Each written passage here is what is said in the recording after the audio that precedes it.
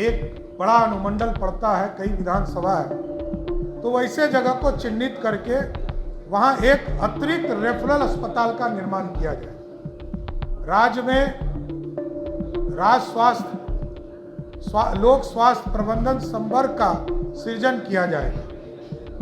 संपूर्ण राज्य में शहरी क्षेत्र के विकास के लिए, विशेष रूप से वंचित वर्ग के लोगों के लिए, स्लम क्षेत्र इत्यादि के लिए नगर चिकित्सा केंद्रों की स्थापना की जाएगी। प्रथम चरण में राज्य के सभी 9 प्रमंडलों के जिला मुख्यालय में 108 चिकित्सा केंद्र की स्थापित किया जाएगा। कैंसर जैसे गंभीर बीमारी की रोकथाम हेतु, इलाज हेतु बिहार कैंसर केयर सोसाइटी की स्थापना की जाएगी। और बेगूसराय जिले में सबसे अधिक कैंसर के मरीज पाए जाते हैं, तो हम लोगों ने तय किया है कि बेगूसराय में एक कैंसर अस्पताल की स्थापना किया जाएगा। उसी तरह मुख्यमंत्री पिछड़ा वर्ग, अत्यंत पिछड़ा वर्ग प्री मैट्रिक छात्रवृत्ति योजना के अंतर्गत जो अभी छात्रवृत्ति हमारे छात्रों को मिलता है, पिछड़ा और अति पिछड़ा वर्ग के लोगों को, इसको हम दुगना करेंगे। प्रति वर्ष जो अतिरिक्त भार पड़ेगा वो लगभग 875 करोड़ रुपया पड़ेगा। इसको हम लोगों ने अनुमानित किया है। उसी तरह SC ST वर्ग के जो अनुसूचित जाति और अनुसूचित जनजाति के छात्रों के लिए जो राशि अभी उपलब्ध कराई जाती है प्री मैट्रिक छात्रवृत्ति योजना के तहत, उसमें भी हम उसको दुगना करने का काम करेंगे और इसमें 260 करोड़ रुपया वार्षिक अनुमानित व्यय आएगा। मुख्यमंत्री अनुसूचित जाति एवं अनुसूचित जनजाति छात्रावास में रहने के बाद अनुदान देने का काम 1000 रुपया किया जाता है, उसको हम बढ़ाकर 1000 से 2000 करने का काम नीतीश कुमार की सरकार करेगी।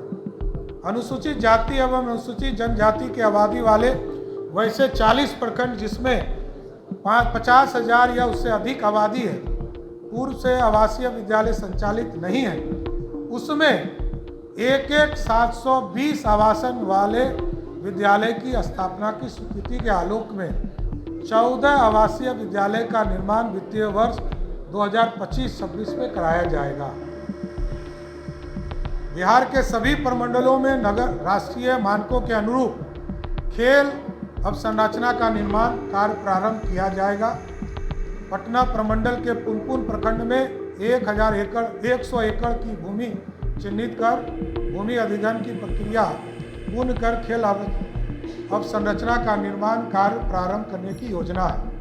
और इसके बावजूद जो बचे हुए जितने भी प्रखंड हमारे हैं, जिस प्रखंड में हमारा एक स्टेडियम, आउटडोर स्टेडियम नहीं बन पाया है, उसको वित्तीय वर्ष 2025-26 में हम सभी जगह इसी वित्तीय वर्ष में उसको स्वीकृत करने का काम करेंगे। उसी तरह स्टेट डाटा सेंटर 2.0 की स्थापना की जाएगी, जिसमें कंप्यूटिंग एंड स्टोरेज क्षमता को बढ़ाने के हेतु फेज 2 की योजना बनाई जाएगी, जिसके माध्यम से आने वाले वर्षों में 500 से अधिक वेबसाइट, पोर्टल, एप्लीकेशन होस्ट किए जा सकें। उसी के तर्ज पर किसी भी प्रकार का साइबर अटैक एवं प्राकृतिक आपदा की स्थापना में राज्य सरकार की महत्वपूर्ण गतिविधियां अवरुद्ध नहीं हो, इसके लिए डाटा सेंटर रिकवरी सेवा होना आवश्यक है। इसलिए disaster recovery DR and business community for Bihar state data centre परियोजना का क्रियान्वयन किया जाएगा। राज्य के प्रमुख शहरों में महिलाओं के लिए पिंक बस की प्रचलन किया जाएगा, जिसमें सवारी, चालक और कंडक्टर सभी महिलाओं। इसके लिए चालक, कंडक्टर के रूप में महिलाओं को प्रशिक्षित किया जाएगा तथा बिहार राज्य परिवहन निगम से चालक, कंडक्टर और डिपो मेंटेनेंस स्टाफ के पदों में महिलाओं के लिए 33% आरक्षण की व्यवस्था की जाएगी। महिला स्वरोजगार योजना की स्थापना को बढ़ावा देने हेतु महिला चालकों को ई-रिक्शा एवं 2 पहिया वाहनों से व्यावसायिक प्रचलन हेतु क्रय करने पर नगद अनुदान का प्रावधान किया जाएगा। महिला वाहन परिचालन प्रशिक्षण केंद्र की स्थापना किया जाए, जिसमें प्रशिक्षक भी महिला हो। राज्य के सभी प्रमुख नहरों के किनारे खाली जगहों तथा बांधों पर सोलर प्लांट स्थापित किए जाएंगे। मैं गर्व से कह सकता हूं कि बिहार ग्रीन डेवलपमेंट फंड की घोषणा करता हूं। इसमें प्रारंभिक सीड फंड के रूप में राज्य सरकार 25 करोड़ रुपया का निवेश करेगी। यह फंड सीड फंडिंग की तुलना में कई गुना निवेश को आकर्षित करने का काम करेगा, जो एक तरह से कार्बन न्यूट्रल बनाने में मदद करेगा। राज्य में वायु गुणवत्ता में सुधार हेतु तथा वायु प्रदूषण नियंत्रण हेतु 100 करोड़ की लागत से बिहार क्लीन एयर ट्रांसफॉर्मेशन परियोजना का क्रियान्वयन किया जाए, जिसमें स्पोक टावर की भी स्थापना करने का काम किया जाए। पर्व त्यौहार विशेषकर महिलाओं द्वारा संचालित छठ पूजा के अवसर पर धार्मिक पर्यटन की शुरुआत किया जाएगा, जिसमें होम स्टे को प्रोत्साहित करने के लिए राज्य सरकार द्वारा हर संभव मदद प्रदान किया जाए। प्राथमिकता के आधार पर महिलाओं को टूरिस्ट गाइड के रूप में प्रशिक्षित कर रोजगार का अवसर उपलब्ध कराया जाए। अभी भारत की सरकार ने, एयरपोर्ट अथॉरिटी ने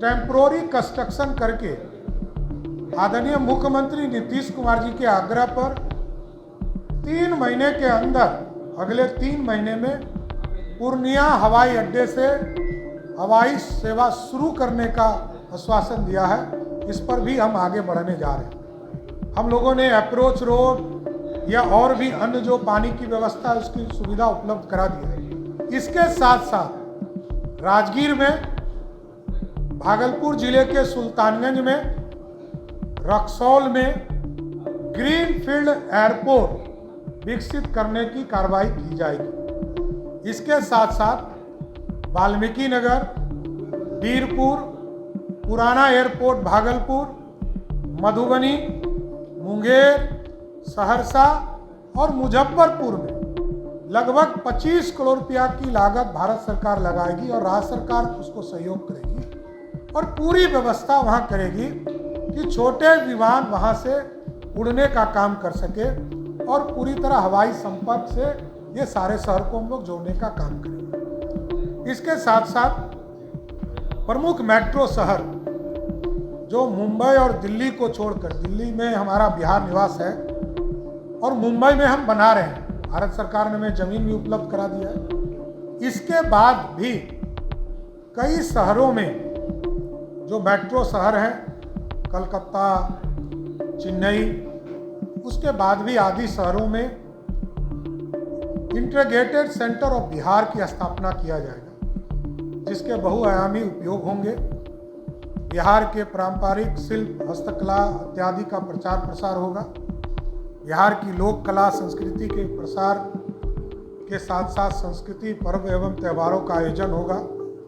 बिहार खाद्य व्यंजनों का प्रसार प्रसार, बिहार में निवेश हेतु इन्वेस्टमेंट प्रमोशन सेल का कार्यालय, बिहार फाउंडेशन का कार्यालय, बिहार के लोगों के लिए बिहार भवन, बिहार सदन के तर्ज पर आवासन की सुविधा उपलब्ध कराने जैसी कार्यों को एक समेकित केंद्र स्थापित किया जाए। महिला सिपाही, क्योंकि आप जानते हैं कि बिहार ऐसा राज्य है जहां सबसे ज़्यादा महिला पुलिस कर्मचारी के तौर पर आदरणीय मुख्यमंत्री नीतीश कुमार जी के नेतृत्व में सभी लोगों की नियुक्ति हुई है।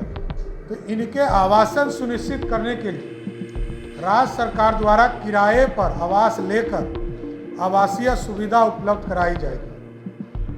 वित्तीय वर्ष 2025-26 अभी जो स्थिति है, आप देखते होंगे कि मौसम विभाग धीरे धीरे अच्छा काम कर रहा है।